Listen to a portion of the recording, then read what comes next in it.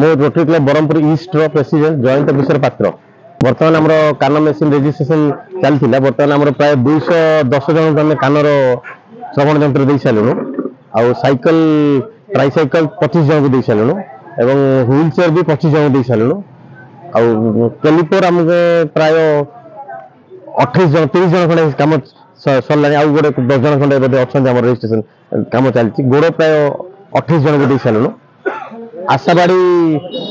100 जन खंडे हम आशाबाड़ी दिहला खाली एल्बो स्टिक गोटे 100 जन को दिखाई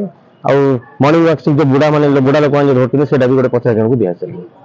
सर कौन रही कार्यक्रम मूल उद्देश्य कौन यहाँ आम गेल इंडिया आउ श्री महावीर सेवा समिति आ रोटरी क्लब ब्रह्मपुर ईस्ट मिलित भाव यहाँ कार्यक्रम कर प्रत्येक भलेंटियर समस्त बहुत बढ़िया सहयोग कर सेंचुरियन यूनिवर्सिटी पिला भलेंटियर भाव साहय कर डिपार्टमेंट कलेक्टर सार आम सहित बहुत सहयोग करमको टेंट हाउस कौन जाडिमा टेंट हाउस से भी आमको पूरा सब चेयर टेबुल सब लोग आम साहय करते सर बर्तमान मैंने पुणी कार्यक्रम आम भावुँ प्रत्येक जिते लोक आम देखिलु जहाँ देखिलु प्रत्येक वर्ष को 2 वर्ष गोटे पालाखेंडी गोटे आम कर भाई निश्चित भाव कर